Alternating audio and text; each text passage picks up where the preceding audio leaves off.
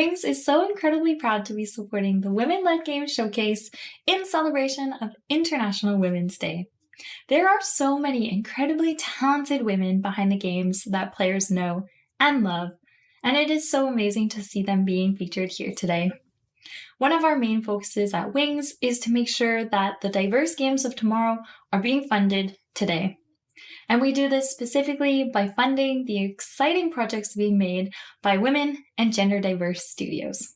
Through both financial and industry support, we aim to help these studios become sustainable so that they can continue making diverse, incredible games that cater to a wider audience of players.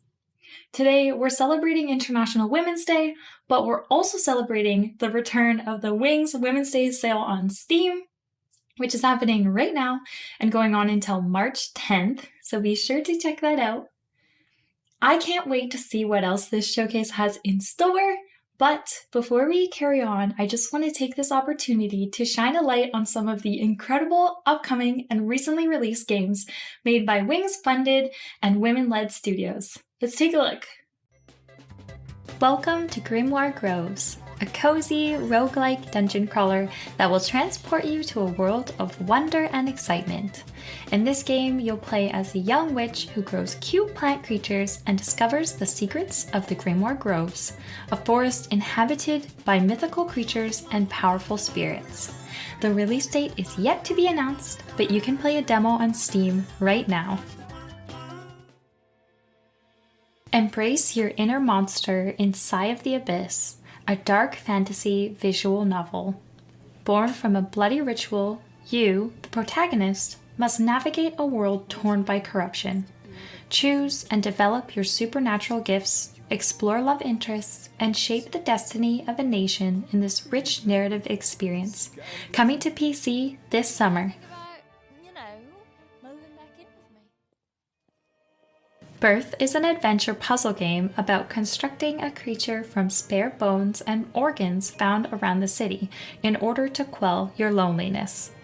Solve physics-based puzzles and discover secrets in lovingly hand-drawn museums, bakeries, bookstores, and more. Birth is out on PC and Xbox and has recently been released on Nintendo Switch. Atlas Wept is a retro-style, pixel art RPG that mixes turn-based combat with bullet hell actions and tells a humanist story about sincerity and empathy, featuring friendly robot dogs and evil smiley faces. Now out on PC. We will make you happy. Thank you so much to everybody who's watching for supporting the incredible women who make the games that we love to play. Be sure to check out the Wings Women's Day sale event page for even more stellar recommendations, and don't forget that a wishlist and a follow is a fantastic way to support a game before it's launched.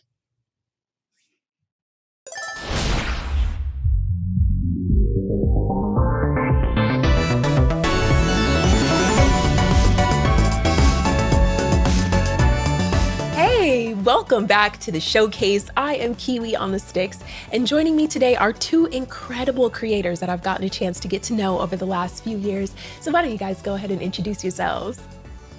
Hi, I'm Chelsea Bites. I'm a tech-based content creator who streams a lot, variety streamer on Twitch, so I do as much as I possibly can. And I'm also the co-lead for Twitch's Unity Guilds for the Women's Guild. And I just got to shout out Coco Confessions. She's 10 out of 10. She's my rock. She holds me up. And that's me. Nice to meet y'all. Excellent. Yeah, hi. Hey. Oh, what's good? I don't even know what this motion was, but here we go. Hi, I'm a variety streamer on Twitch. And I also create content over on YouTube. I focus on story-based and adventure games. I do a little bit of gaming and entertainment news. And sometimes you can catch me playing D&D, like with my girl, Chelsea Bites. So that's the kind of content I create, and we have a really good time. Yeah. Oh, I love the two of you playing D&D together.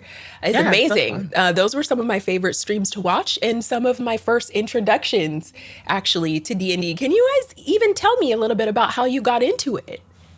I want to ask Cleo first, like, how did you feel when we were like, all right, we're going to put up this VTT and we're just gonna roll up some characters and play. Like, what was your first impressions of Oh, playing I with was me? so excited. I've been wanting to play like an actual play. Well, I've been wanting to play like Dungeons and Dragons, period. So up until that point, I had never really played. I'd watched a lot of games and I've like researched and stuff. I've watched a lot of actual plays and live plays and stuff, but I never got a chance to do it. So having the opportunity to do it, I was like so excited. Like the actor in me was just like, yeah.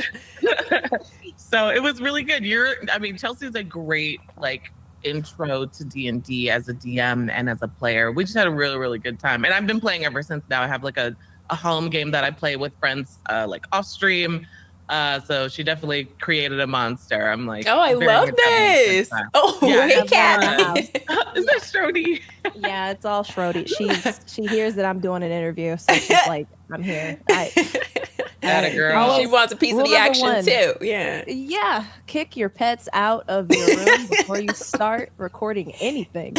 But I'm glad you said that, because we had a unique position to, do some one shots beforehand just to get everybody comfortable. And it felt, taking my games onto stream, because I played Pathfinder and Blades in the Dark and all these other games before I'd even started streaming. So those were like 8-hour games every weekend with friends. We'd sit up, we'd get our snacks, and we'd play all day.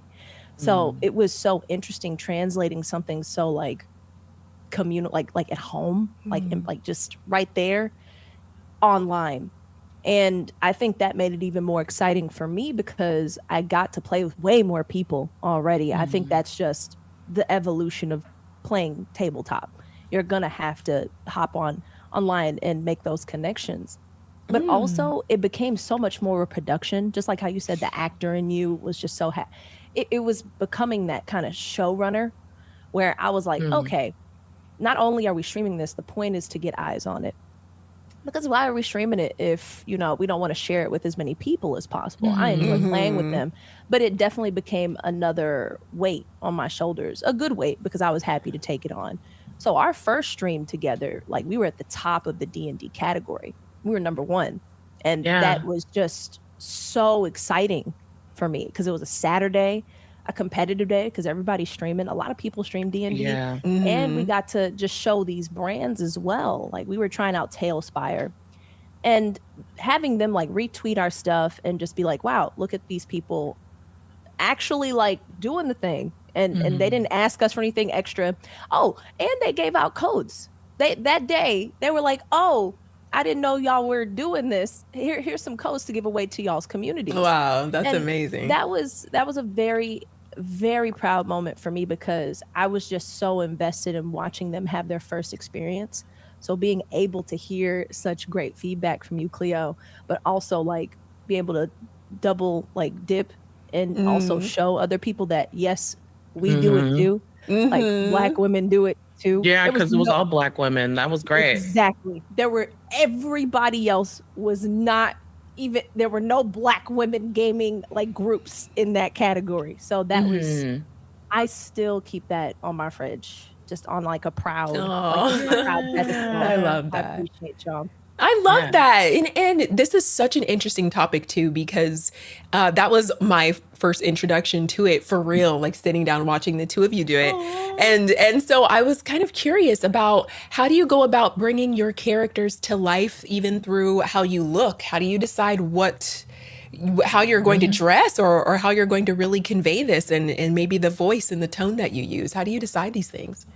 I think you'd be great at it, Kiwi. I'm not even really gonna lie. Yeah, no, for real. Outside of like, because I don't feel like you have to have like a special talent to do it. You just have to have imagination. And if like, I think everybody in them, it like brings out the kid in them in a way. So like those questions are the fun questions to ask. All right, this is my character. How does she dress, or how do they dress? Because your character can be literally whoever, whatever, identify as however. So like you have the world kind of at your tips, and that then translates into how they interact with the world, right? Do they dress kind of like hottie toddy and like a baddie? Well, then maybe you're of a noble blood, right? So you might act a little bit more hoity toity and like a baddie, and how you interact with your party. So like all that stuff, I feel like you'd have a really good time doing it. So we'll figure it out. We're gonna work yeah.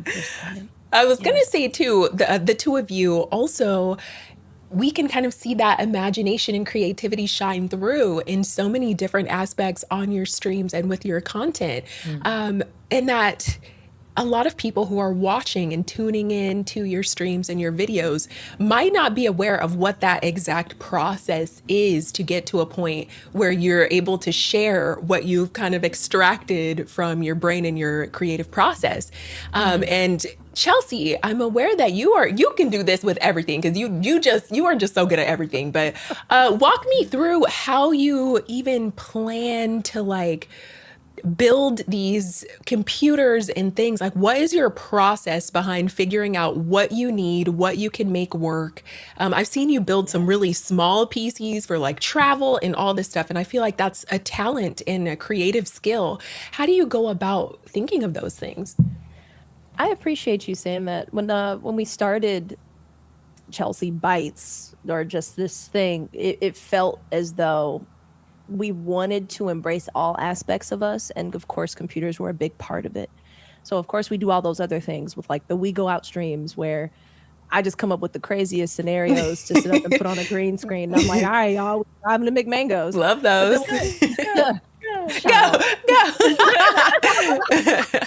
When they're done acting a fool, I'm like, all right, but what can I provide? I'll say in a moment where I can inspire others to think differently when it comes to how their builds can be. Because that's important to me too. Now that I've basically taken this community with me on the road, how do I make that easier? And if I can make it easier for me, then I can at least help it make it easier for someone else. Now, this year we've taken a more creative route. So we haven't really focused on min-maxing builds because everybody does that. And I feel like people have given that answer. I don't like to put myself in a position of authority or like I have the knowledge on everything. I'm just like, I have a problem that I solve for myself. Now I've solved those problems. Like those are done. Like when I have a small build, that small build is finished. When I wanted a water cooling build just to have a water cooling build, I did it, done. I think people think that when you put parts together, that's the end. It's not. You have to keep going. You have to go and stress test your CPU, your RAM. You got to make sure there's no issues with any of your BIOS settings. Some people forget to turn on XMP. They don't even look at their profiles. So going and just doing a basic walk. You're speaking another language. Wow, you min-maxing. I was like, what is it? What is it? This is amazing. Yeah, that's really good. That's my process. My process is do I have a problem? I solve it, and I hope I can provide options. I try to put myself in a position where it's, hey, if you have this problem too, this is what I did to try to figure it out. And now that we've solved our problems so far, because tech likes to do its thing, we've gone into more of a design route. Now we're addressing the drought. And the drought is we don't have a lot of creative options when it comes to why does it have to be right? You get two white options for I cannot find a green computer anything. Period. Yeah. Period. And green is like the most neglected color besides purple. And yeah. So that's my process is what's missing. What do I need? What hole am I trying to, cover up? And I just attack it from that position and document it along the way. Okay, I love this. This is so analytical and like logistical. And Cleo, you have been known to have that same functioning brain where you're like, how can I fix this problem? Where are the loopholes or whatever? And you're thinking it through, and it shows when it comes to your setup and how you've constructed all of these things by hand and done all this research. How did you even begin to plan all of the components of your setup? More and more, I'm like hearing all of us talk. I'm like, wow, we really are like the same. So similar. Oh my gosh. Just like women. So when I first started streaming, or when I first even started thinking about streaming, I was like, there were two things that I did. I YouTubed how to build a PC and like, what are the best PC parts for that time? And then I also Googled Black girl gamers on Twitch, and there was one list. I like looked through it because at the time there was BGGs, which is the group, but it wasn't even like, this was right before the pandemic started, like in 2018, 2019. So there was one, I kind of like looked for a while because I was like, let me find like a list of names of people that I can like just start watching and like learning about what Twitch culture is like, kind of, because I've heard about it before. But and some of the first people on the list were Chelsea Bites, Betty Nix, Lemonade, X Mira. And so I started watching these streams and kind of getting acclimated with like, even like with the verbiage, right? Like what emotes were, like all that kind of stuff.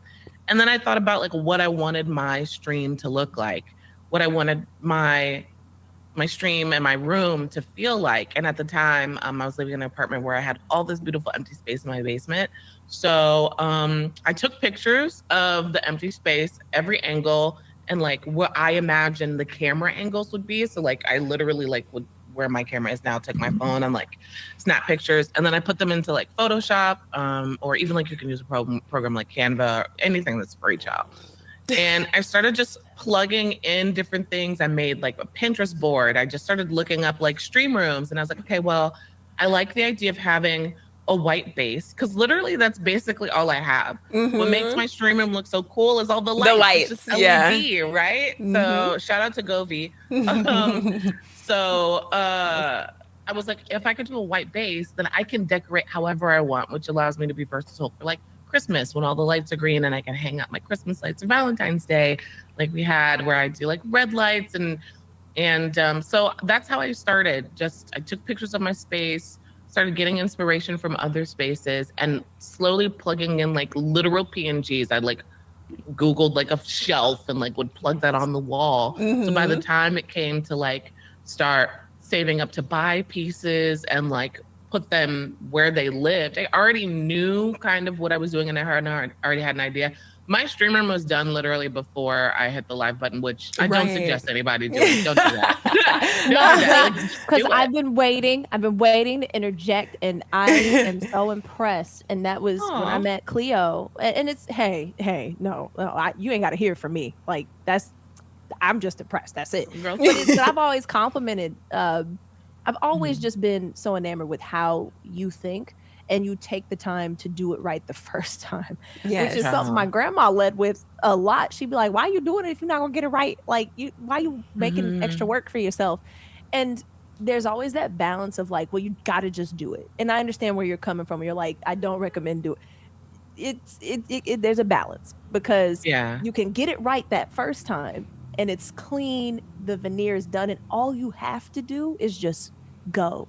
Whereas like I do this, and I love this, this is my messy, like this is just me. But then there's always like little things that I want to add. I'm like, wow, this would be cool. And I'm not saying you don't have that, but it's nice to have it like set one and done. And if you have the time to sit and like think and design and study, you should, because then you can get to this level of quality for your day one stream. You can get those wows. How did you do that? And you open up a dialogue. You open up a conversation. The fact that you thought about a white base, seriously, go and use it. Right. I'm not thinking of that.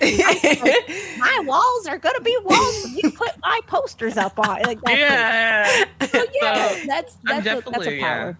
I'm like still, and so I just moved, and so I kind of did the same thing where I had my space and I took pictures. I still kind of did what I shouldn't have done, which was like try to have as much of it done. But I think that's just my like A-type personality. It's your process too. No, that's not a shouldn't. That's your process. Yeah, exactly. But I just feel like, I don't know. I don't want to like, it's one of those things where I'm like, I don't want people to like, don't do what I do. Like, don't copy me. I think having a good balance, I think it does count to help, but like, don't wait. If you're interested in streaming, like you don't have to wait until it's done. That's what I was going to add too. Yeah. That's what I was going to add too. It's like that resourcefulness, being able to like make it work with what you have at the time. Because that's absolutely part of it as well. Being able to use what you have before you make these huge investments and spend a lot of money doing whatever. But I do think that it also is really important to be able to utilize, plans and research at the scale that you have. I think that's important to say. As someone who is very much flying by the seat of her pants, when I tell you, I was like, I'll shine a flashlight on myself. We gonna tape this flashlight to the wall. That's gonna be my light. Where you where you will actually like go to, you know, the trouble of figuring out what's the best thing I could use for this, what can I afford, and kind of like really think it out. What is that? What is that? This is the biggest change I've made in months, is this bubble gun. That's it. That's literally all the thought I put into my stream. It's just this bubble gun. Like, that's a big another change camera for me. angle, which was really cool. Yes, that's also that was a big step for me. But that bubble gun really hit this home. Listen, Right? and it brings you joy, and I'm here for it. Honestly, if it puts a smile on your face, I think it's a great addition. And I'm also very interested next time I tune into your stream for you to let that one rip. Thank you, please, and thank you. Right, if that's the kind of redemption, let me say It's about to be a mess on this stream. Yes, Oh my and I God. love that. And part of tuning into both of your streams is that element of community connection and support, and just kind of knowing what your community is feeling, what they're up to, and how to respond to that in a way that makes sense for both you and them. So can you guys share with me some ways that you're able to kind of keep track of what your community really appreciates about your content and how to continue that? What you do, Cleo? I want to know. I'm trying to Right, bite off you your know, flow. You know, I'm still I think I'm still figuring that out. I know there are ways that I like to show appreciation to my community. Kind of back to like the production aspect. Like, I like doing things where they can like actively get involved. And I think that's also something that they like to do. I would hope so. You know, having things like I have something where you can like make me disappear. Hi, Shody. Like literally just like that. Where you can make me like disappear on stream, right? So if I'm, you know, if I'm doing something kind of funky that's getting on their nerves, they're gonna like put me in timeout, so to speak. And so also talking with them, you know, just like being in Discord, and I've only been doing this for like 3.5 years now, almost 4 years. So I still feel like I'm just like, we're getting our flow in terms of like conversation. I love them so much. But yeah, I think they just like being able to interact with me and be involved. So a lot of things that I do are things that they can like redeem or trigger, or like the production stuff we talked about, like Kiwi and I, you know, I just try to think of things that are going to be like, okay, I have to take a break. I don't want just the BRB screen. Like, I don't want it just to be a chair stream, which is fine. But like, I want to make like a commercial break, right? Like we're going on a break, something that people can enjoy. So like Kiwi and I made a Hallmark movie for Christmas, like a little trailer for a Hallmark movie. I'm glad you said it. I was going to say it if you didn't say it. Yes. And that so that was phenomenal. The production was so it's crazy. We actually have to like do that again next year. I'm just yes, letting you know now. that was fabulous. The whole movie. We just have to do the movie. I will be peeping. I'm waiting. Seeing that on Twitter was so cool. It was fun, yeah. So like, and so it's fun to like, if I'm going on a break and my BRB screen it shuffles through different videos. So when that pops up, people are like, oh my God, it's the movie. Like that stuff, it's very simple, but like people really enjoy it. And there's usually someone new who's like, I've never seen this before. This is great. Yeah. And it also, it gives them a vibe for how you are, how you operate, and what you're really good at. And just kind of that mood that you're setting on stream as a creator. You want to make sure that you're getting a proper message across. And I think that is clear as day when I walk into your streams, Cleo. I can expect things to be very crisp and polished, but also fun and charismatic and light and airy. And I love that. Thank you. Yeah, absolutely. I hope I answered that. I'm like, yeah. That's yeah. You did, like the first 10 seconds.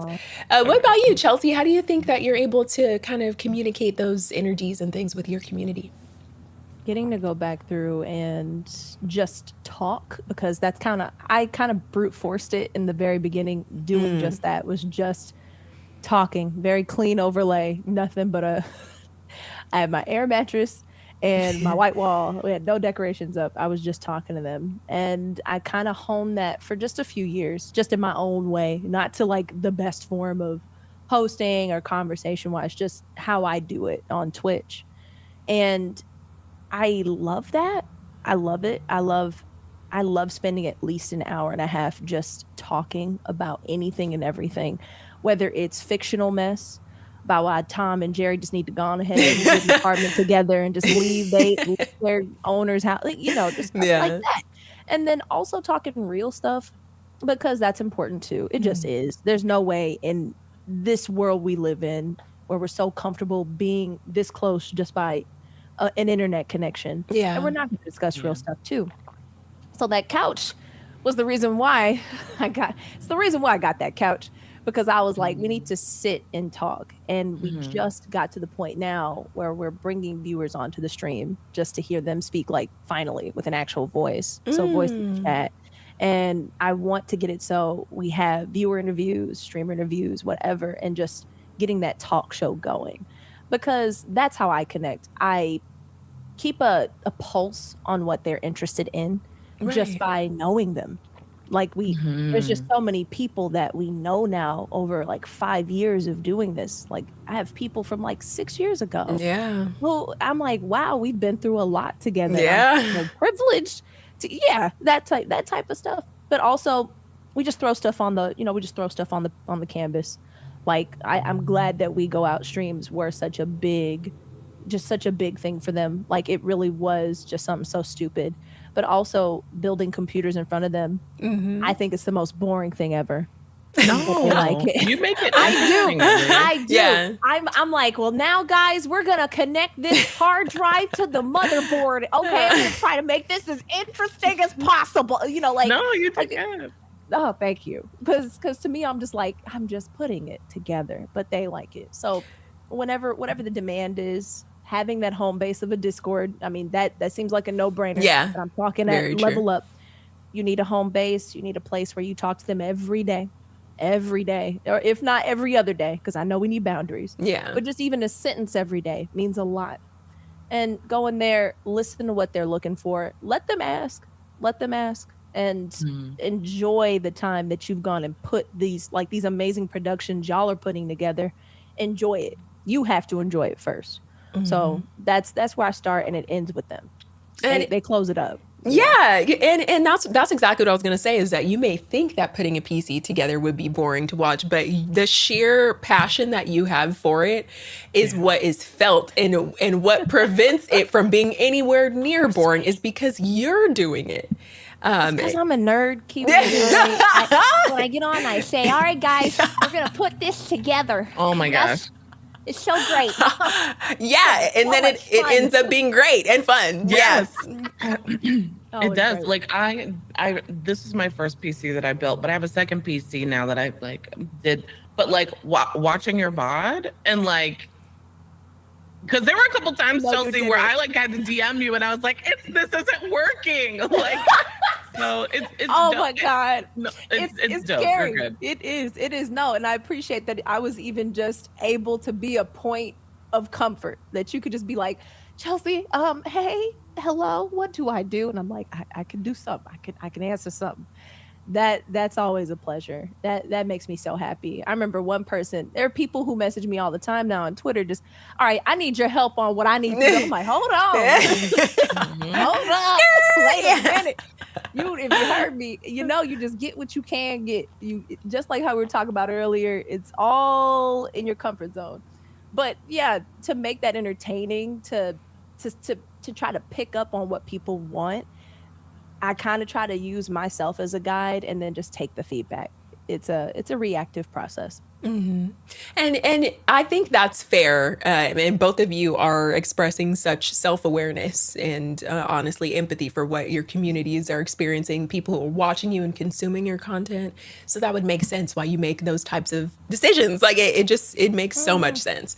So speaking of, yeah, they do. But in turn, you end up growing these, really enriching communities that care about the things that you're doing, which in turn enables you to make different decisions, especially getting at activations and things like that. Chelsea, I've seen you in a Herman Miller commercial, and Cleo, I've seen you working with the Epic Games Store, and I wanted to talk to you both about how you're able to secure such activations. Where do you even start? If there were a creator that were out there, wondering, how do I get work? Where would you tell them to begin?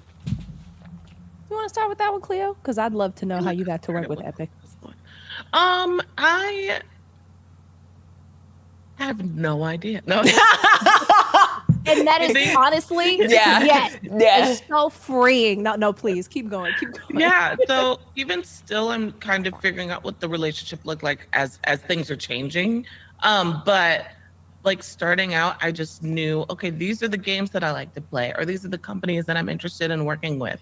Okay, I'll give you a prime example of like how I would do it now. Annapurna, I absolutely love their games. I love their films. I love everything about all of them. So like what I would do is they have a couple new games coming out. I've played a lot of their games on stream already. So I take those VODs, because download your VODs, especially if it's with a company or something that you're interested in working with. Download your VODs. You can also record them at the same time. You can record them at the same time in OBS. You make a you can make a little like packet, like a hello, this is who I am packet. So that's something I'm planning on doing, is taking some of the Annapurna games that I've already played, some of the comments maybe people have said in chat about it, and making a little like introduction to Cleo in the arcade, and this is why I would love to partner with you. And I think a lot of times brands actually really like that, because they are looking for new people to work with. Now, you can always get a no. You can always get a no and stuff like that. But basically sending off a little thing that says, this is who I am, this is my community, this is what we've done, this is what they have had to say about your games, and we would love to continue this relationship, maybe on a different level, not just from a consumer base, but a partnership. What do you have available? So I think no matter the number of views that you have, the number of followers or subscribers, like that doesn't matter. If you're passionate about the games and you're giving like really quality content, I always try to give a brand a commercial, right? I try to give them something that they would want to see on TV. That's like my jam. It's fun for me editing and stuff. So I try to just show them that. And how do you show them? How do you know who to contact?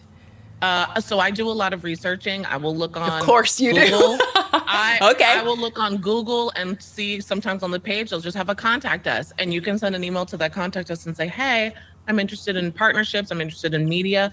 Who's the person that I should be contacting directly for that? And they'll email you back and they'll say, oh yeah, email this person. Or you can look on Twitter. Twitter is a very useful tool. A lot of times these companies will put something out that's a brand call. Hey, we have this game coming out. Well, we're looking for creators. I'll put my little one sheet and I'll put a little bit of information about myself. A one sheet is like the media kit that you can make that has like all your stats and stuff. And a lot of times they'll DM you that way. They have like community managers that you can reach out to specifically for that. Don't be a jerk, but just say, hey, this is what I'm interested in doing. What's the best way to go about it? And 9 times out of 10, somebody will direct you in the right direction. So yeah.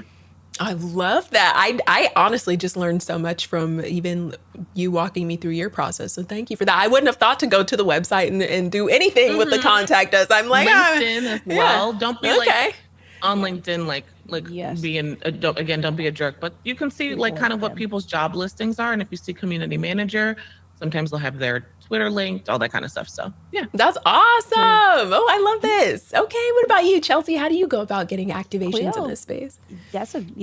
Cleo walked through a lot of that like absolutely perfectly. There's not much to add, honestly, other than posting regularly about what you want to do, because people aren't going to know what you want to do unless you share it.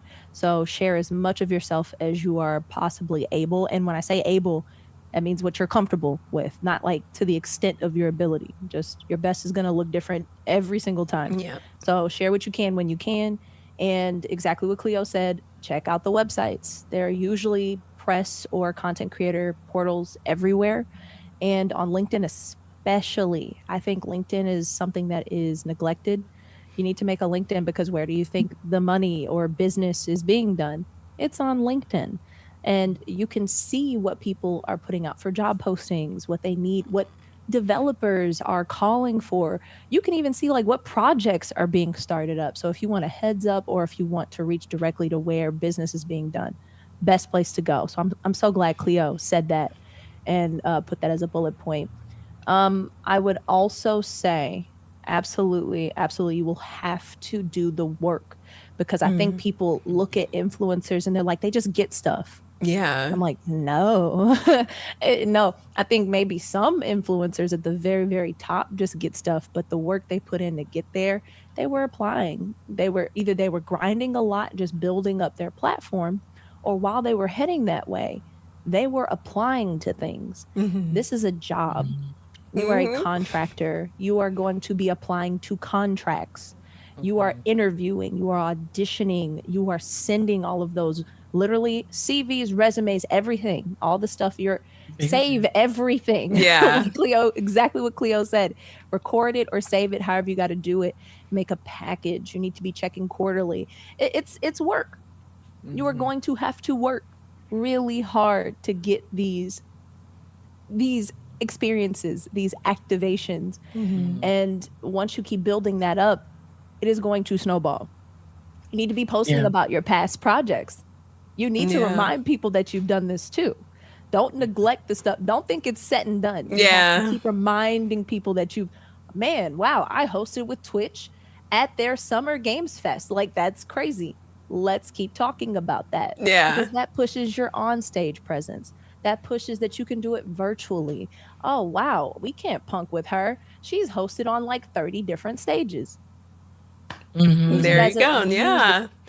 And that time spent is really honestly just an investment. And that's one of the main takeaways. Yes, that's one of the main takeaways from being able to speak with the two of you today, is just honestly investing in community. By spending the time, investing in research, investing in education, investing in representation of yourself, and being able to speak to your best qualities is so important with longevity, being able to secure activations and kind of just, making this the business that you want it to be. So thank you both so much for dropping absolute gems on us today. I feel motivated. I feel like I want to go send some emails now. Yes. I do. So thank you both so very much. And I hope those of you watching at home are enjoying the Women-Led Game Showcase. Cleopatra Jones, tell us one more time where we can find you on socials and on Twitch. Yeah, you can find me literally everywhere at Cleopatra Jones, but there's a trick. There's an H in there. So Cleopatra with an H at the end, and then Jones everywhere. Social media, Twitch, all that jazz. I'm the only one that you can find. It's not. And where can we find you, Chelsea? Hi, I'm Chelsea Bites everywhere.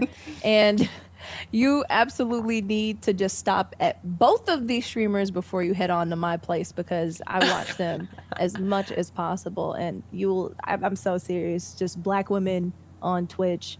We are legion and we are amazing. And I'm just happy to be even just in their orbit.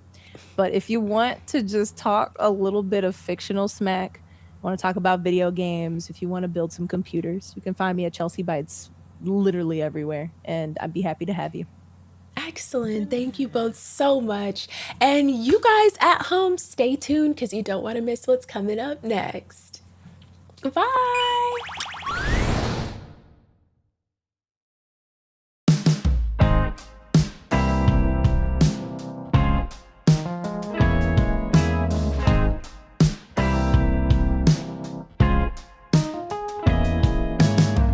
I was alone and so unsteady.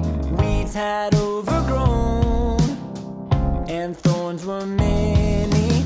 Then you helped me dig them out, turn the soil and you trimmed the doubt. Show me just how good this life can be, and so much more. 'Cause even if the rain keeps falling harder, harder, we'll both find a way to make it farther, farther, out into the great unknown, sowing seeds we never sown. And sooner than we know, we'll watch this garden grow. We'll watch this garden grow.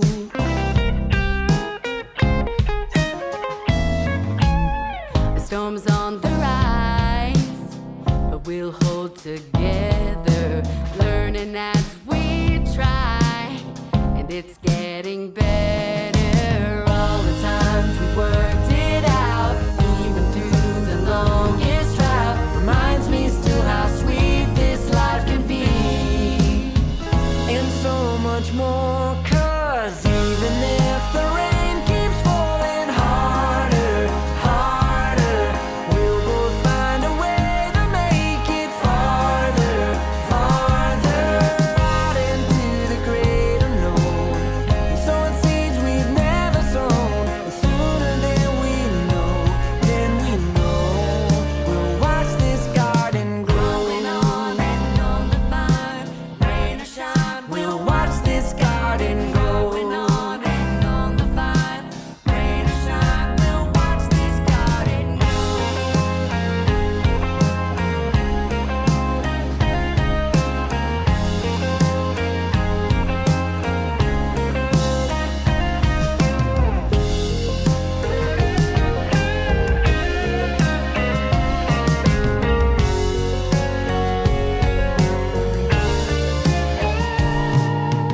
Even if the rain keeps falling harder, harder, we'll both find a way to make it farther, farther. Looking back on what we've sown, we turn this love into a home with deeper roots than we could even know. We watch this garden grow. And if the rain keeps falling harder, we watch this garden grow.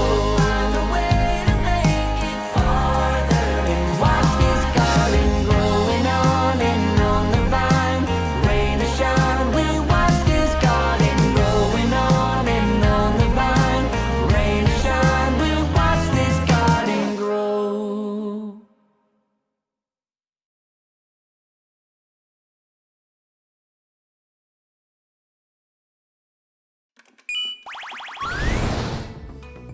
Shout out to our community partner GamesBeat for their support and their offer for all women in gaming to attend their GamesBeat Summit on May 20th. Scan the QR code to receive a complimentary pass now. Hello and welcome to the Women Led Games Showcase. I'm Kiwi on the Sticks, a Twitch partner and ambassador. I've been streaming for a few years now and I have a huge love for indie games and women-led games, and I'm so proud to be part of the showcase today. I have joining me for these creator interviews Nimbly and Sweet Sage. Would you guys like to introduce yourselves, tell us a little bit about what you've got going on Twitch? Hi, my name is Sage. I am a cozy content creator on Twitch. I play a lot of random cozy games, every once in a while a FPS game, usually Apex Legends, but mostly centered on cozy. I do a lot of co-working streams and also a lot of yeah, that's actually pretty much it. Oh, and then a lot of book content as well. But that's me. I've been streaming for about 3.5 years or so. Hi, I'm Nimbly. I call myself your high femme comforting friend and lore keeper. I mostly play high and dark fantasy RPGs, but I do dabble in cozy games. I love Animal Crossing. I also have a podcast where I talk about the story in games and people's experience with them and how they shape them into the people that they are today. And yes, I like swords. Yes. First of all, I love both of your voices. They are absolute music to my ears. I would like to discuss, kind of based on your history with streaming, how you got to this point where you have created these really rich and dynamic communities that not only play games, but also read books and kind of create this magic together. Sage, would you like to walk us through how you got started on the path to really curating your content? Yeah. So I initially wanted to start streaming because of, actually, it was an ASMR streamer. A friend of mine told me about Twitch. I went on Twitch and all the people he was introducing me to were all Fortnite gamers at the time. It was 2017, I think. And I found an ASMR stream and I can't remember the streamer's name, but it was so relaxing in there. So I kind of decided that I was like, oh, I kind of want to stream and I want to do that, but I want to do that with games. I want to create a safe environment where people can come home at the end of the day and be like, oh my gosh, I really needed to relax. So like, thank you for this, and kind of like curate that like environment for people. So when I started streaming, it was mostly specifically for indie games, and I played a lot of like the first tree. I played Hollow Knight for a little bit, Ori and the Will of the Wisp. Ori's So such a anything good one. Yeah. it's a really beautiful game. The music is gorgeous. I've played like Gris on stream. I've played stuff like Spirit Fair kind of more recently. So I've enjoyed a lot of like different types of games. And after a while, I would say like maybe a year and a half or so, maybe 2 years into streaming, I started finding other things that I was interested in and wanted to talk about and do. So I was making videos on YouTube that was like specifically lists of games, cozy games that people can try to like introduce them into like cozy games.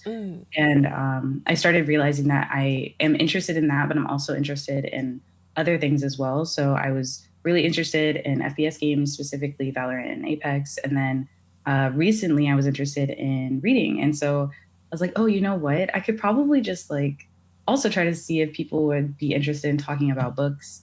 And as soon as I kind of shifted towards that, everyone was like, oh, actually, I read in my free time too. And I'm like, oh, that's perfect. That's great. I love that. So we can talk about books. That's cool. So, and then the co-working also kind of played into that, creating a nice environment for people to like relax to. And I think my community's mostly been built around people that like work from home from the beginning. So it was like an easy-ish transition because I needed to get work done. Everybody else needed to get work done as well. Yeah. So all of that kind of played in together. And it's really just been like any time that I've been interested in something, I'm like, maybe I should try to do this thing and see if everyone else is also into it. And everyone's like, yeah, we're into it. That's cool. And I'm like, okay, cool. Yeah. So we're all together with this. That's awesome. So that's kind of how my like content journey has been so far. I Yeah. love that. I love that. ASMR had a huge influx a few years ago on Twitch, especially. But I really love that story because I kind of got started on Twitch after watching a Twitch Sing stream, which was the karaoke game that was around. And it was so chaotic and there was so much going on and it was so ridiculous. And I was thinking, I want to do that. So I could totally relate to seeing something on Twitch and being like, wow, I really want to inspire this feeling and kind of create this environment where people feel like this when they come to my channel. That's such a relatable thing to feel for sure. And your journey through gaming and doing books and co-working and everything, that's such an interesting path to take, but such a like important niche as well. Nimbly, I would love to hear about your journey on Twitch.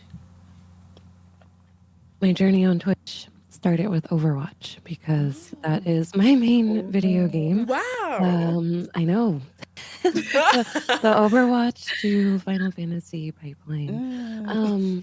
But I had been playing Overwatch pretty heavily back in 2016, I think, when it released. And I wanted to get better at playing competitive. And at the time, I was mostly on Reddit.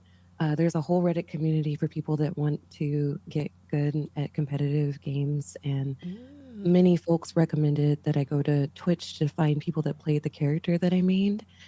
And I'd always thought that Twitch was a speed running platform or somewhere where people were really loud, but I was able to find a few streamers that, kind of similar to what Sage had said, were softer spoken and just more relaxing spaces, which sounds weird when thinking about a game like Overwatch, which is very overstimulating. But yeah, I found a creator named Vale who still streams, who I really adore. And I watched her for about 3 years. And then, so it was 2017 is when I joined Twitch. And then in 2020, once we were all sheltering in place, I got really lonely and decided, okay, you know, I'm just going to give streaming a try. I had my PS4, I had my work laptop that I used after work to send my PS4, like, it was like a mirror. So I mirrored my PS4 to my computer, and then I was streaming Dark Souls and Dragon Age because Overwatch wouldn't work. And then I got a capture card I started playing Animal Crossing, and then I met my friends. Oh. And then the rest was just like variety for a while. Yeah, it's kind of like a weird, like twisting and turning, but similar to Sage, where I just played whatever felt natural to me or what was exciting me. But I really kind of found my niche once I started playing Zelda, because I wanted to try to marry something that was a cozier game with my love of storytelling. Right. That just made the most sense for me. Yeah, and I definitely agree with that after watching you play Zelda and create content around it and cosplay and do all these wonderful magical things. I 100% agree that that is something that obviously resonates with you. It's something you're obviously passionate about. And it's so nice to see that both of you have found things that you're passionate about to kind of like blast that forward. And then along the way, you're able to pick up those other people who are also interested in that and kind of bring this love forward between all of you. And I think they're so specific. And you both bring a really special flair to that presentation. So I wanted to know if you had to pick any game that had an impact on the way that you present your content. I know you've probably already answered this, Nimbly, but if you could pick any game that has had an impact on you and how you present your content, what would it be?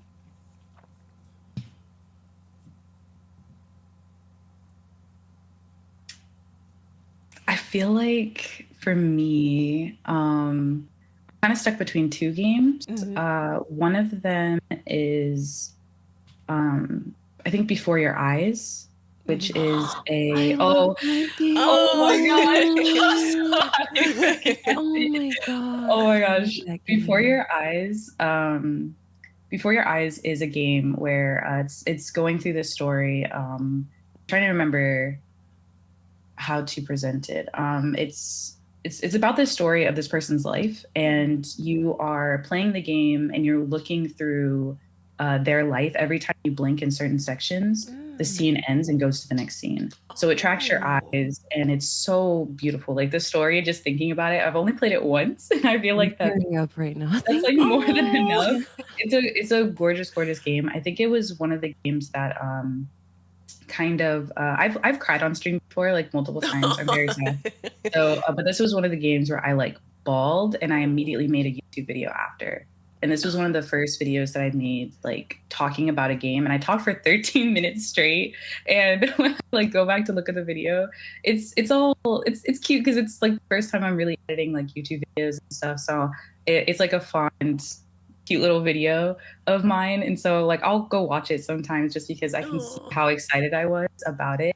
And that's like one of the games where I really, it's always like with me and around me when I'm thinking about games and thinking about like what like a cozy game can be and what story-based games are. And it's just very beautiful. So I would say that or Stardew Valley, because Stardew Valley is like the game that I was like the most watched Stardew Valley streamer for I was like gonna 4 say that's months. where I found you. Yeah. For like 4 months in a row, I was like the most watched Stardew Valley streamer, and the Stardew community is so like warm and like lovely and just kind, and the story in the game, you going into it, if you have no idea, you're just like, oh, it's just this little pixel game, a little farming sim, like whatever. But you can really break down the characters, and we had really good discussions surrounding mental health, and we had really good discussions surrounding like actually just mental health in general, like specifically because each character has something different kind of going on with them. And it's just a very beautiful game, and it's so detailed, like very, very detailed. And it even has another update coming out soon. So I would say like those two, with Stardew is how I started. I think built the majority, I think, of my community came from Stardew, and then they all just kind of drifted with me through different things that I wanted to do afterwards. So I would think like those two games are probably like the biggest for me that kind of changed the way that I view like making content and view streaming too. So Oh, Yeah. those are great answers. Honestly, I feel like I need to play them both. I've Yeah. watched people play them, but now I'm like, we might have to see what these are about because that was just the most precious reaction, nimbly, that you had to that game. I played that game on my birthday, not realizing what I was getting myself into, and it was my Oh first gosh. stream back after a long hiatus, so I was just a mess. It's Oh. such a beautiful game, though. It is. Oh, we'll have to give that one a try. What about you, Nimbly? Are there any specific games that have kind of shaped you as an entertainer and a streamer? Yeah, I think this is gonna sound like stereotypical fantasy gamer, but Dark Souls really shaped me. I've played that series for about 10 years now, and I think most people know that it's a very difficult game and that it's dark and scary and goth and it's got swords but I think the main thing that stands out to me is that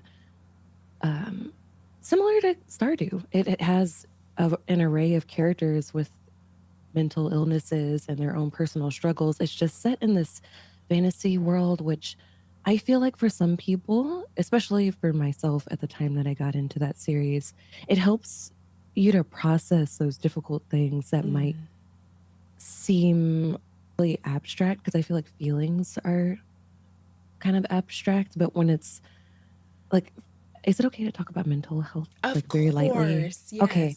So for me, I have depression, and when I first got into the Soul series, I was at a pretty low point. But when you're in the game, it's like you start off as being hollowed, so you don't have your humanity, and you're trying to reclaim your humanity by challenging all these monsters and boss fights. And throughout, you meet a few characters that still have their humanity, and they just seem totally normal. They have this little creepy laugh that's kind of a meme in the community, but you have to make this tough decision at different points in the game while you're fighting all these literal demons. And it's so difficult that once you finally do succeed in it, you have this sense of accomplishment that's like, oh, I can take on these difficult things. It's going to suck as I'm improving and learning how to navigate.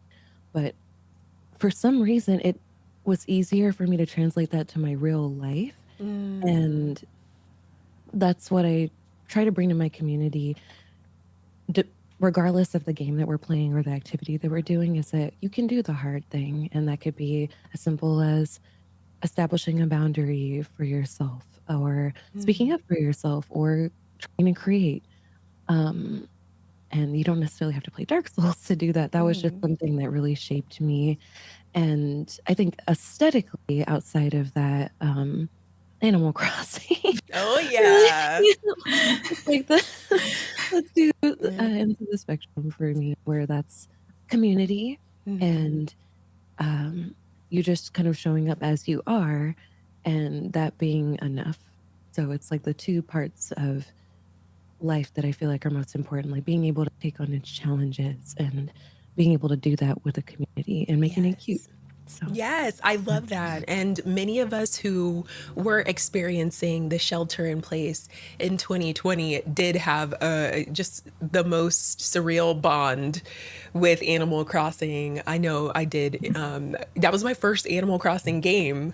And it was just, again, that community was. It was so heartwarming, especially when we were, experiencing something that was pretty traumatic, and we were all kind of in this place of confusion and fear and all these things. And I do think Animal Crossing was one of the big ones that kind of like united people in such an uncertain time. So I definitely can relate to that for sure. And I'm also glad that you mentioned mental health and wellness, because the two of you are the first people that come to mind when I think of streamers that are conscious of mental wellness. And though we are still playing games and reading books and co-working and doing all these things together, that mental wellness and that coziness and safety, and being able to have a safe place is something that I've seen that's really prominent in both of your communities. So can you talk to me a little bit about how you maintain mental wellness, Sage? It's a great question. I think For me, the most important, or maybe not the most important, but the first thing I try to do is like make sure that I'm in a good space whenever I like do go stream. That sometimes means like taking days off if I'm not having a good mental health day. Like Nimbly, I also have depression, and I also have severe social anxiety, and even so odd to be like a streamer, like to be like surrounded by people, especially like online, but. So some days I'm kind of just worn out, and so that means like knowing when it's not maybe the best day for me to like be in front of people, or I'll take like I'll be like a VTuber for a day or something like that where I don't want to be fully perceived. I'm able to like be perceived as a cute little chibi on their screen. I was gonna say I really love the option to kind of get into PNG tubing or VTubing. I feel like more people should honestly balance that, because that's, you know, I think that could be healthy for more of us to do. I know there's some days where I'm just like, I don't want to put on makeup. I don't want to do my hair. I don't want people coming in, you know, making comments about my body, or sometimes you just don't feel quite up to it. But I feel like I've tuned into the PNG tuber streams, and I feel like they're very enriching, and it's still an opportunity to be able to spend some quality time with you. If you can continue. Yeah, sorry. It's no worries. But so like VTubing or like PNG tubing, it's also a lot more accessible today than it was like in previous years. So there's that. There's also for me, I can kind of have a little bit of space for like if someone needs to talk about something, like always pivoting to if there's something that is like not what's the word? If it needs to be talked like more in depth about. So if it's something that is like, I'm not going to be able to answer like a full answer towards you about like something that's going on, like mental health space or like what's going on IRL, because there's a lot of stuff going on all of the time, but especially now. So kind of giving people space to, if they need to talk to me directly about something, or they need just someone to listen, or someone to listen, kind of giving them that space if I have the capacity for that as well. But also just reminding people that in general, like it does feel very lonely a lot of times. And in my space, I try to keep it as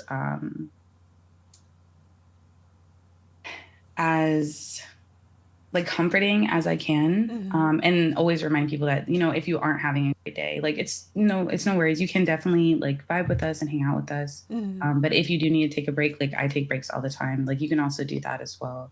Also content warnings, like the very basic things. I feel like content warnings on games that we're playing, and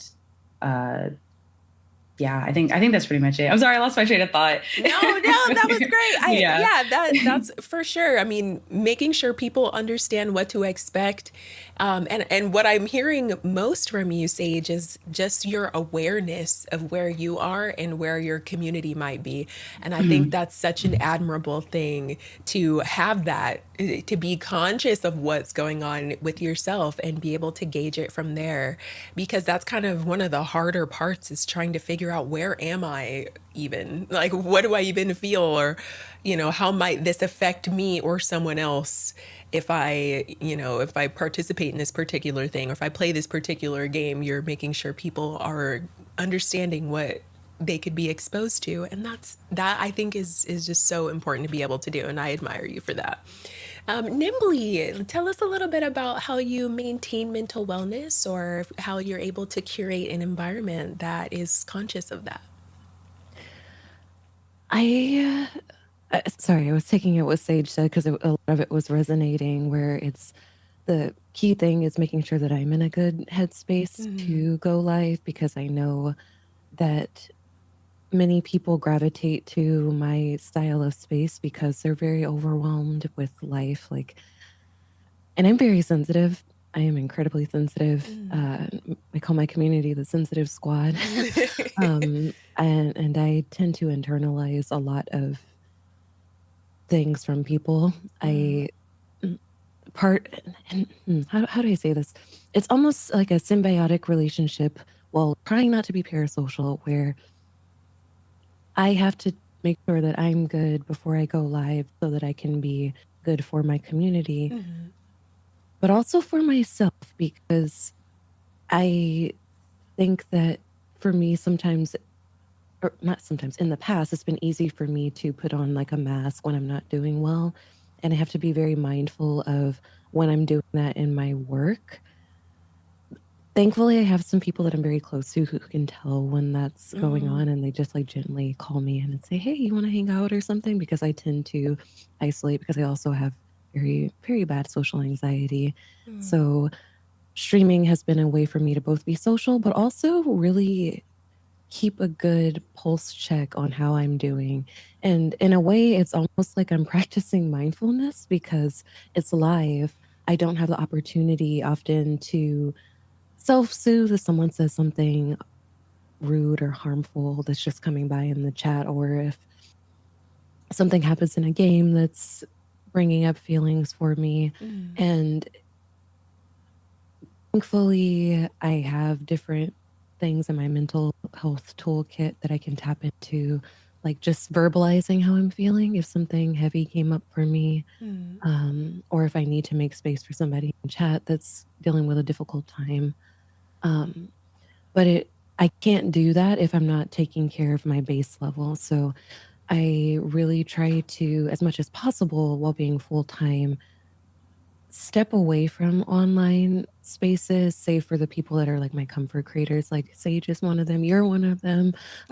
Most of my friends are, where I know that even if people wouldn't consider themselves cozy streamers, like I have some friends that are super over the top and just like playing all these like wild and chaotic games. But for me, that feels really comforting because I know that that's a safe person. And really just making sure that I have the energy around me from people that I want to have, because I'm really impressionable too. And I don't know, it's hard to maintain a train of thought when talking about this. I think because there's so much that I want to say. Yeah. I But mean, it's a really layered thing. It's yeah, definitely not easy to balance everything that you're thinking and feeling with the things that you have to do, especially while streaming or especially while playing a game. You have to focus on 20 different things, and sometimes some of the responses are so like programmed in that you don't even realize how much actual work that you're doing to like mitigate things. And sometimes it's not easy to do that, and sometimes you can't. I know sometimes I just cry, or sometimes I'm just stressed and there isn't anything I can really do about it in that moment except for just let the walls of the dam break, and I can't necessarily be ashamed about it, even though to me it can be kind of a really vulnerable thing. I feel exposed, yes, sometimes. 100%. And yeah, I think that there is strength in being able to watch both of you just be yourselves, and kind of that journey to getting to know yourself and what you need. That's one of the biggest things that I think both of you teach your communities, is how to kind of like be yourself, whatever state that is that day. And I really admire both of you for that. I would like to, since we only have a few minutes left, I would like to talk a little bit about any upcoming events, any stream team things, or any important information that y'all would like to share with us today. Yay. Okay. So I have it's a Black History Month Readers Rate Train coming up. So I think right now it's about 25 to 30 different Black creators that stream on Twitch, and we're basically going to be reading our favorite poetry or books or like blogs, like literally anything that are from Black authors that we enjoy. Some people that are writers are going to be reading their own stuff, which is really exciting. So we're going to be like rating into each other from the 25th through the 27th of February. That's like before this comes out, but that's then. And then I have like Pedal Pages, which is my stream team for lifestyle creators, specifically coworkers, musicians, authors, readers, but literally open to everybody that does like lifestyle stuff. That's going to be getting started pretty soon. I think in the beginning of March, we'll have that set up, but then I think we're going to have applications like rolling so that people can join. Oh, I love whenever. this. So I'm excited about those. But I think that's kind of it in general. Okay. Do you have like a handle where we can find you or find information? So like for the stream team on Twitter, it's our Pedal Pages. And then pretty much everything else I think is probably going to be like on my website, which is just sweetxstage.com. Nice. Yeah. That's really exciting. I hope everything goes well, and I'm looking forward to your coverage on these things on socials, and good luck. Nimbly, do you have anything coming up that you'd like to share with us? I know that I do. I think that I have a co-working event that I'm doing for Black History Month with my friend Azela. That's going to be this upcoming week.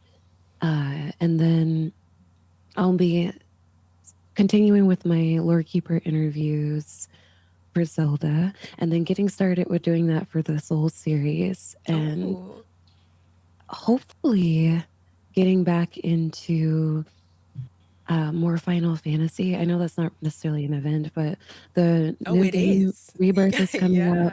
This is my first time playing Final Fantasy VII with the remake, so I'm hoping to play Rebirth when that drops, and just doing some cosplays more often for PAX, which is next month. So that's you're going to PAX? Yeah, I got my first media badge. I'm really excited. Yeah. That's amazing. I will also be at PAX East. That is so cool. Awesome. Wow. Well, thank you both for sharing these things. I think that you are so important and so needed in this space. If you don't already know or don't already feel it, your impact is reaching far and wide. I hear both of your names said in important rooms, and when people are talking about people they admire or feel like their space is inclusive or somewhere trustworthy, I always hear the two of you. And I hope that you know how important that is, that people have a space like yours, and that you continue on just living your life as your truest self, as comfortable as possible. Thank you so much for joining us for the Women-Led Game Showcase. I appreciate you. Thank you, Sage. Thank you, Nimbly. And I hope that the rest of you enjoy the interviews that we have coming up next. Thank you. Thank you. Hi everyone, Jemima here from Patch Magazine, the monthly indie gaming magazine. We're so pleased to have worked with Women-Led Games to produce our March issue. They've just given us an incredible window to all these wonderful women-led games. Also with this showcase itself, I want to just say a quick thank you for providing women with another platform within the gaming industry to be heard and seen and appreciated. I think with indie games in particular, the doorway for women being able to sort of access the gaming industry has opened up.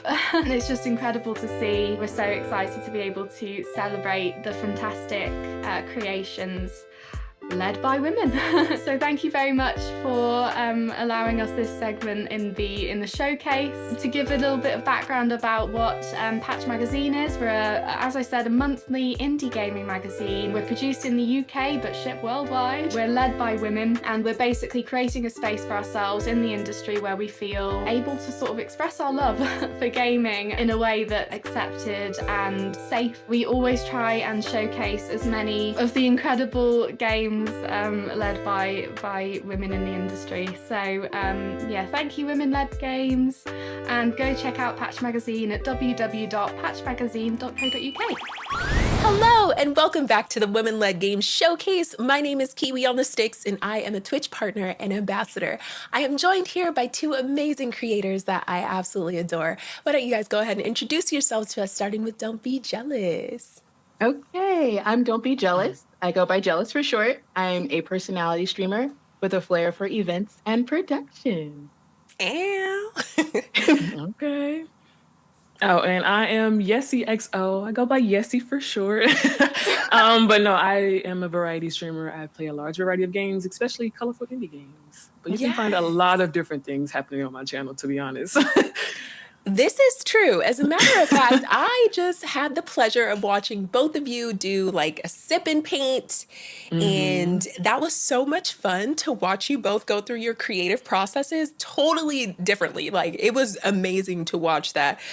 Jealous, can you kind of tell me about how you come up with concepts for streaming as an entertainment streamer that maybe doesn't focus so much on video games or one particular medium, but how do you go about planning things that are more in the entertainment realm? Well, I generally think of my stream like my house. So before I kind of came to streaming, I used to host a lot. And so what I usually think of is like, how can I bring like the feeling and vibe of like an intimate like get together in your home to a virtual platform? So a lot of the things that I do, like I do whodunits, I used to do those in person. So it's really cool to figure out how to bring things that I love into a virtual format. Wow, that's amazing. No wonder you're such a natural. Right. And what about you, Yessie? How do you bring your best, most entertaining Yessie to streams? And how does that look like creatively before you start streaming? For me, I draw inspiration from a lot of different places. Like it can be from watching a TV show, or like an idea pops up in my head before I'm going to bed, or like watching you all on stream. I'm like, you know what? That is something I would also like to try, but in my own fun way. So I draw inspiration from a number of places. I don't have one specific place, but yeah, I don't know how it happens, actually. It just happens.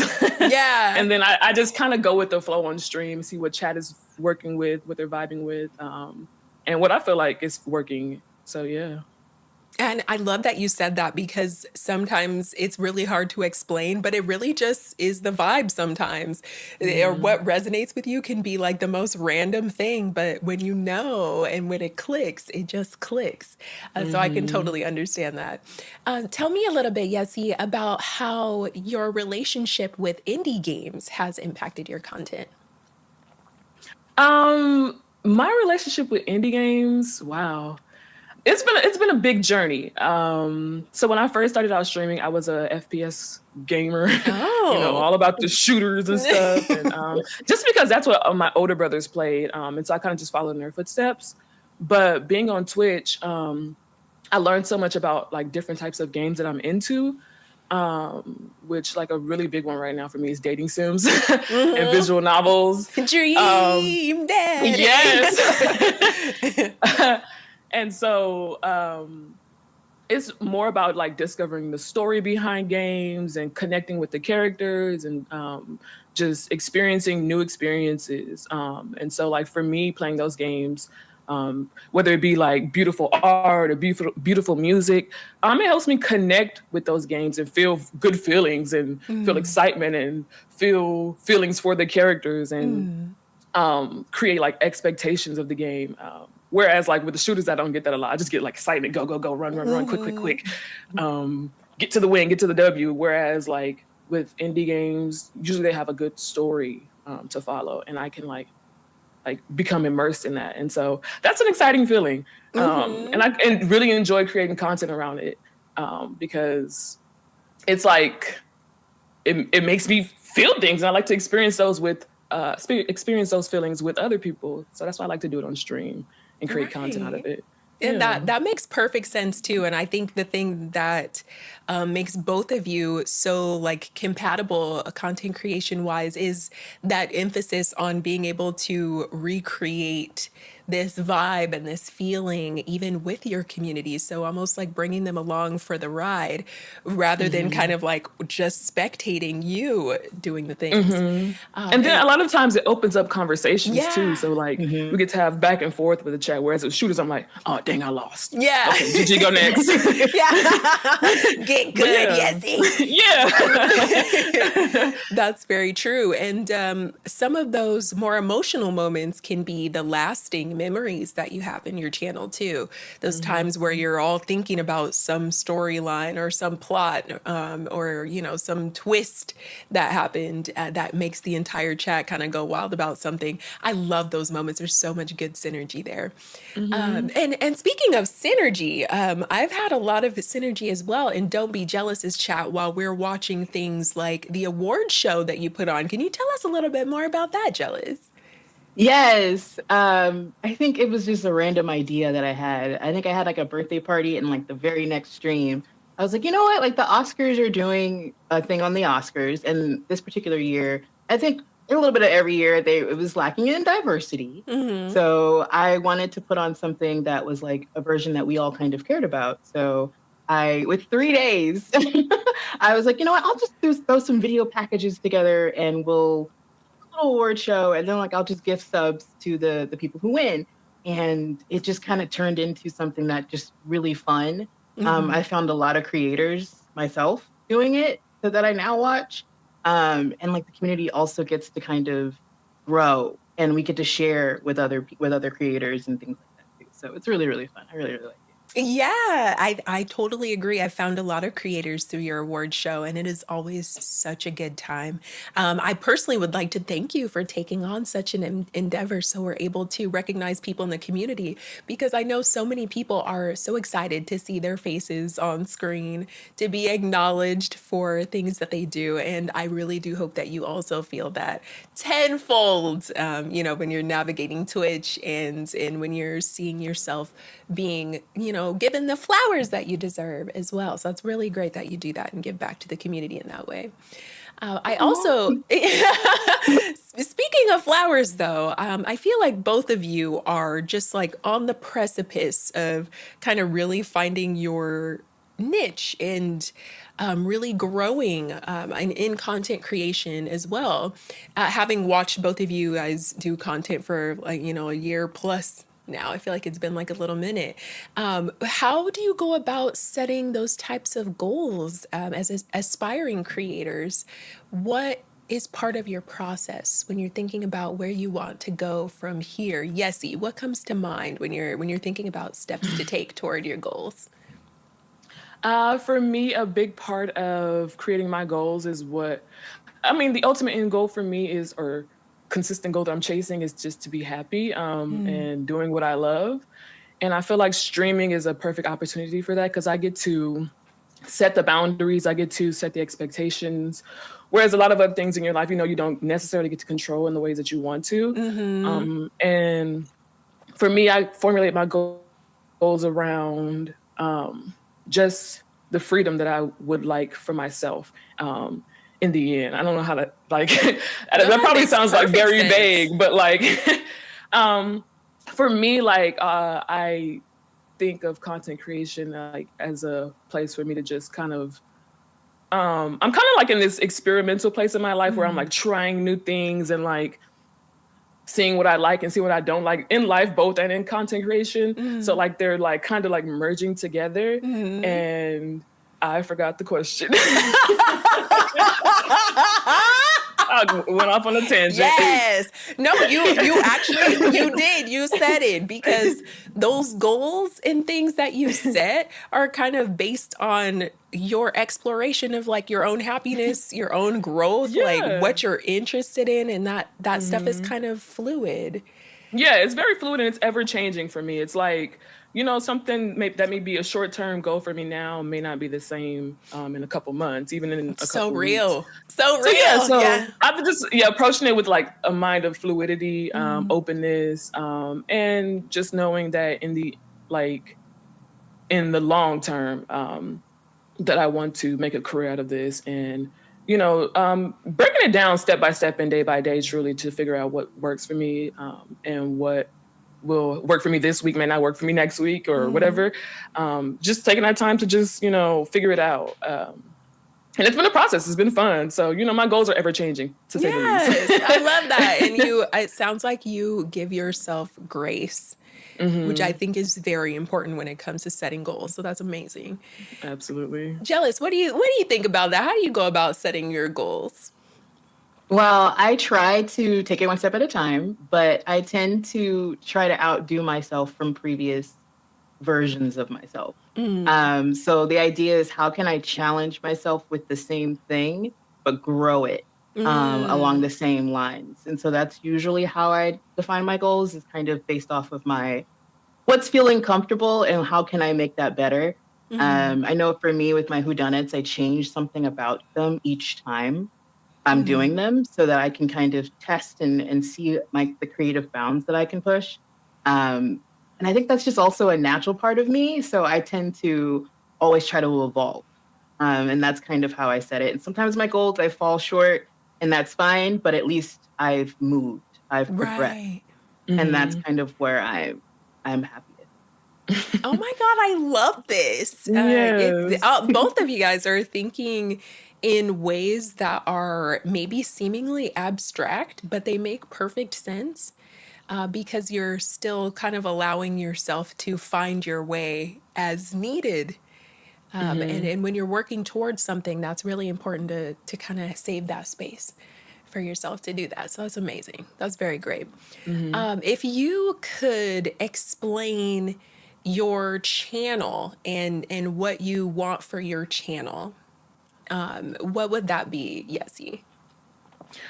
For me, a long-term goal is to become partner on Twitch and to create a career out of content creation, but also to use it as a stepping stone because I do have a background in acting. So I would like to formulate my channel in a way where it's kind of like a TV show, like right now, I will say that I do, like, at the end, I have kind of like a cute little credits that says like edited by Yessie or filmed by Yessie and stuff like that, kind of just like as a light way to like kind of start manifesting, using it as a stepping stone. But yeah, I forgot the question again. I'm sorry.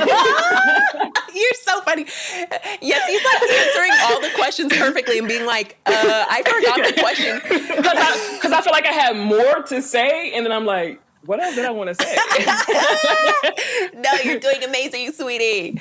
What about you, Jealous? Do you have any long-term or short-term goals for your channel? Yeah, I would say we always joke about the Jealous Network, a production of shows produced by Jealous, but also I don't necessarily need to be the star of those shows. So I absolutely love putting my friends on and like seeing them grow. And that's something that I do with especially with my whodunits. Like that's other streamers that are showcasing their, hilariousness and fun, but like with the preference of like goof, silly, just doing stuff. So that's something I would love to do. Long term, also love helping everybody else with their stuff too. So I like producing things. So I would love to produce gaming showcases or even just entertaining showcases and things like that. But yeah, for my channel, I was going to have a little like TV show like Yessie, but like a little variety. Okay, so we need both of you on some type of TV show, hosting something like in a nice like pantsuit type of situation. I can see it. I would love that. Yeah. I would love that. Absolutely. I love that. I can see that happening. Okay, and so, a lot of us have some experience with either gaming or entertainment and its influence on us as far as getting into gaming or entertainment ourselves.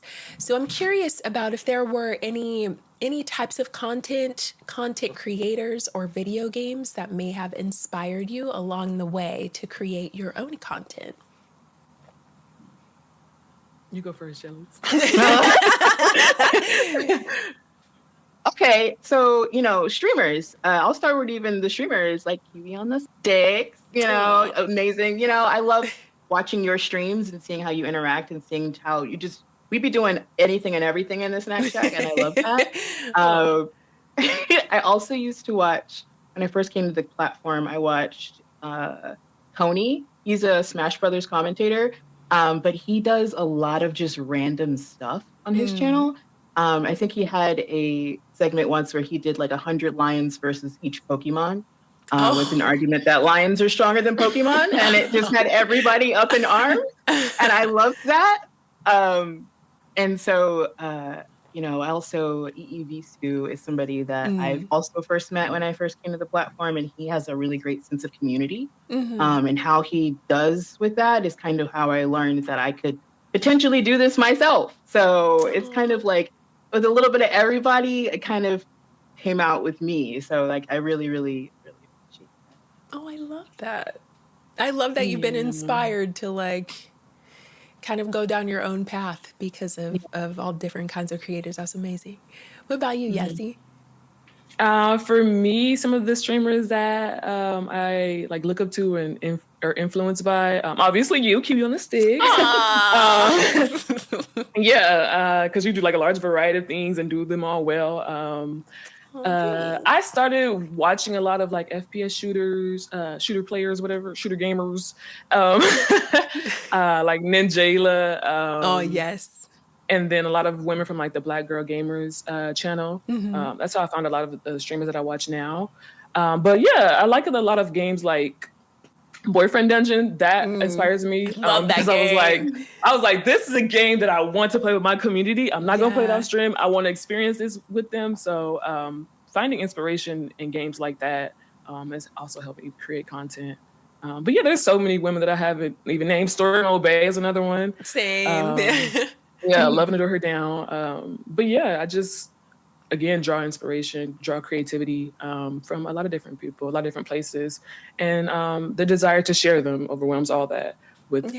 Share them with my community. So Yeah. And I think we definitely kind of have those games where you're like, oh, we got to get more people in on this because especially a lot of indie games, we are spoiled for choice when it comes to indie games. And there's such huge passion projects and you can just feel the love that's put into a lot of these games. And especially recently, the impact that focusing on accessibility has had and making sure that we address diversity and have all different kinds of people and all different kinds of stories present.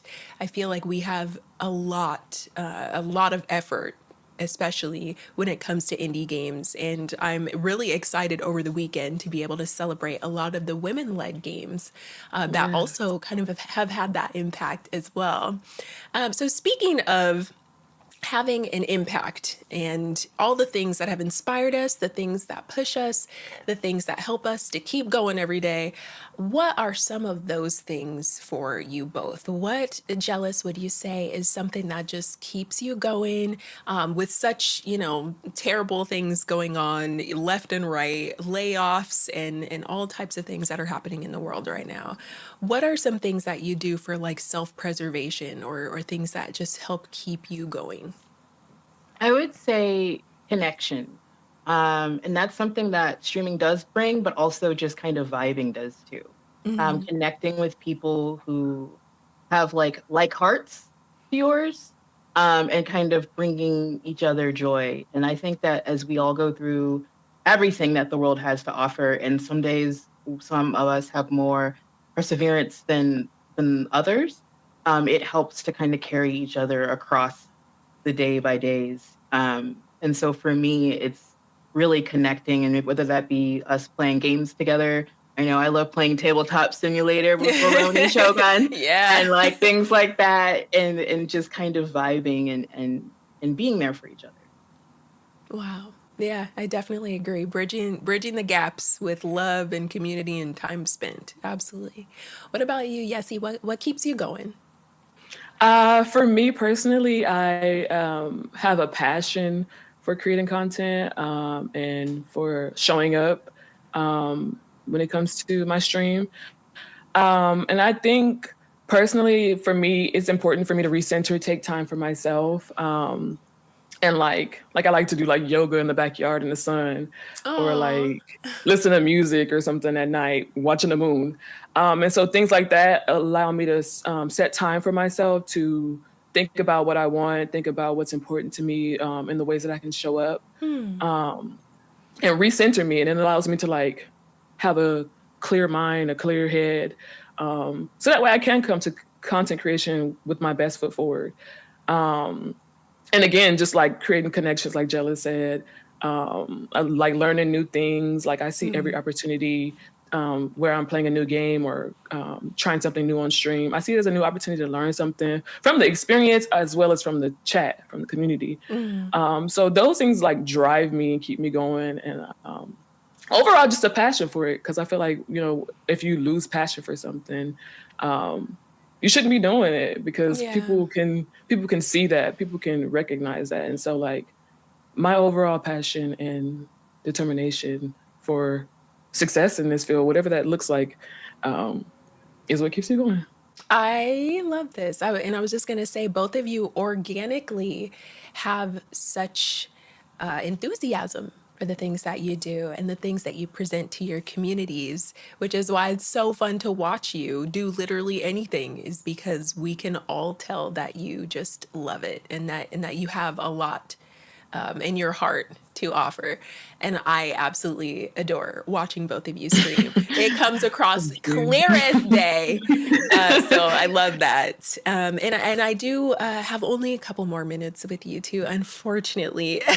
But I would like to know, what would you like to tell a Twitch affiliate or an aspiring creator, if you could give them any advice, what would that be, Jealous? I would say it's a long road. I would say that everybody kind of has a gift, and you just need to find what yours is. And that's going to come with ups and downs. I know on this affiliate road, it feels like on those low days, they'd be really, really low. And you just got to stay with the course. And if you feel as though you're finding burnout, just take some time to recenter and remember what makes you great. Because there is something that makes you great. Yep. Bring that to your channel. Ooh, period. That was good. Yeah. Wait a minute. Okay. What about you, Yessie? Some advice that I would give to an affiliate or anyone who's pursuing streaming is just to do it if your heart is into it. Don't do it because you may see it as an opportunity for like extra income, or just because your favorite streamer is doing it and you think like, oh, they get to have fun. Because, you know, every experience is going to be different. It's going to be a different road for each person. And again, like Jealous said, there will be highs, there will be lows. So I say just approach it all with open arms, open mind, and be welcome to change, be welcome to like learning new things, be welcoming to all those things. And just take it one step at a time. If you have big goals, break them down into smaller goals to achieve the big goal. And just do what makes you happy. I think this is the perfect opportunity to do what you want, do what you like desire, as long as you aren't like, you know, hurting people or anything like that. Just like do what don't you desire want. to hurt people, please. But absolutely, listening to your heart is for sure something that, like you said, could help avoid like burnout and just being stuck in a place where you're not getting as much enjoyment. Because as both Yessie and Jealous have said today, being able to enjoy yourself and express your passion for something is kind of the key to that longevity.